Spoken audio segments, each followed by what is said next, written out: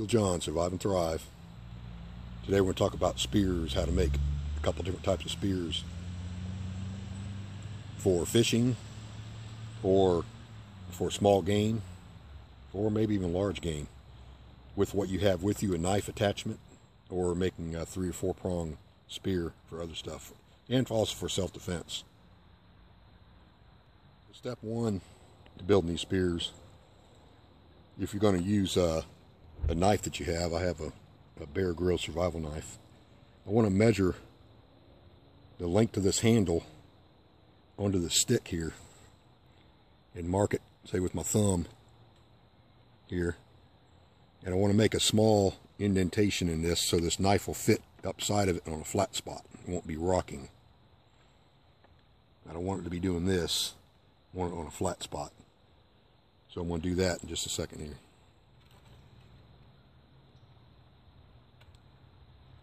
I got about 15 feet of rope, in this case paracord. Depends on what you have with you. You need about 15 feet, 14, 15 foot of it. I'm going to place the butt of the handle. If I have a little ledge there, it's best to make this deep enough to where you have a little ledge right here. Put that butt of the handle up against. Be the best thing.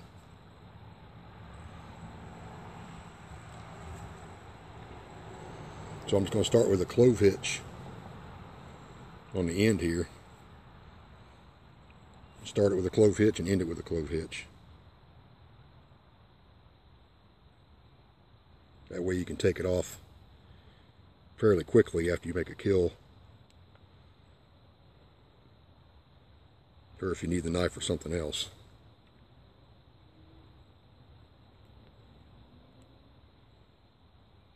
And there's your basic clove hitch.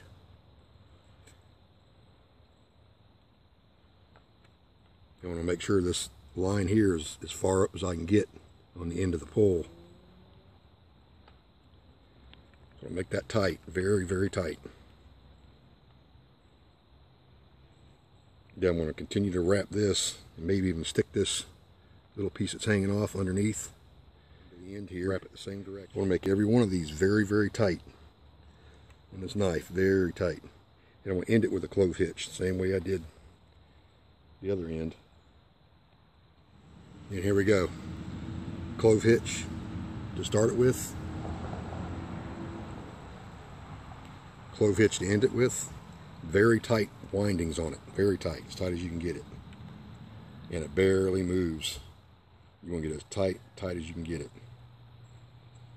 And you also want this pole to be at least the top of this is the top of your head, to where this knife is above your head.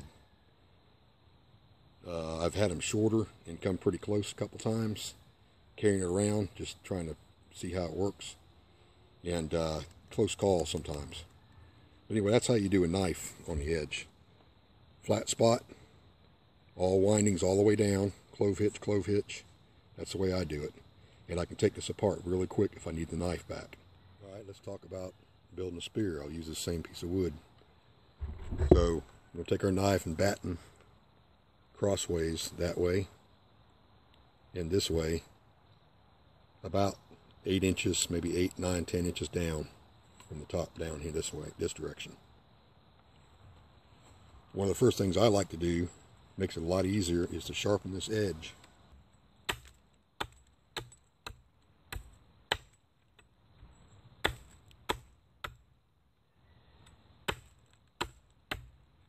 So I got a little bit of a point on there. Got some of it done where I don't have to do it later. Do a lot less with the knife, the little knife. You take my knife,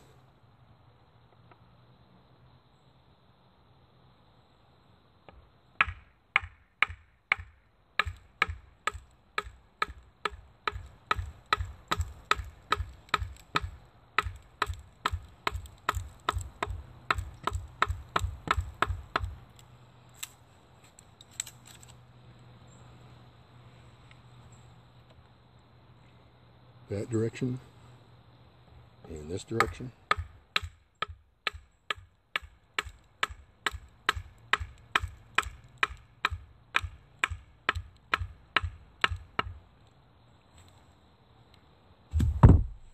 There's my 4 prongs.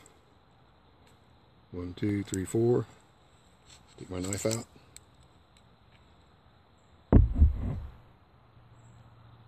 I want to take 2 pieces, about pencil size, maybe a little bit smaller.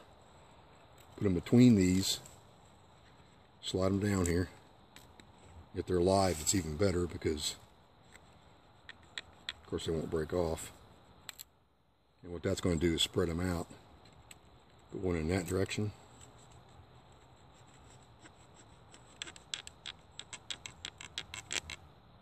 One in that direction. Now I'll take my knife. I'm just going to sharpen these up. See, I've already sharpened a lot of it before I cut them in pieces. Now I only got a little bit of sharpening to do. So I'll make some points on these, probably an inch back or so, and make a sharp point on each one. Okay, so I've sharpened a couple of them, these 2, and started to sharpen this one, and this one's still dull. Let you see the difference. That's why I cut a lot of it before I split these in 2 pieces. I also went down a little bit further while I was off the camera there, and I put fresh pieces in, live pieces. I should have done to begin with. Those others were dead. They snapped. After I have these in, got this on top, and this one's on the bottom. So I want to be pulling back on this one, because this is on the bottom. So I want to pull back on this so to keep these open up here.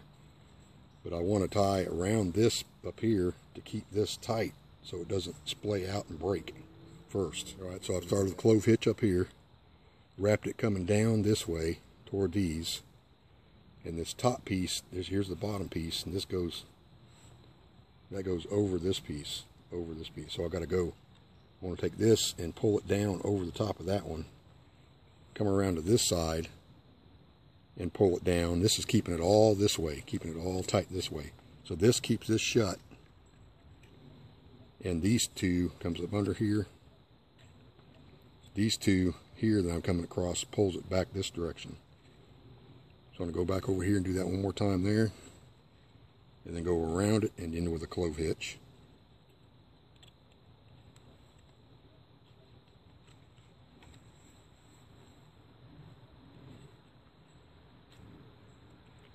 So I went in with a clove hitch here, and that's basically it. You can take this and harden it in a fire, make these points a lot sharper. You can put it in the coals if you want to, just don't let it catch on fire, or keep it above the flame or next to the flame, maybe 6 inches away from it, for probably an hour, 2 hours. And on the other end here, tie you a lanyard, a piece of rope, of course, around this, and maybe around your wrist, so you don't lose it with either one. Whether you're fishing or hunting small game. Anyway, Eagle John, survive and thrive. Just want to show you a little bit of what I know about spear making. Don't forget, let that sit in the fire, and or just outside the fire, and let it all evaporate, all this moisture out of there, and make those tips very hard. Thanks for watching. Don't forget to subscribe.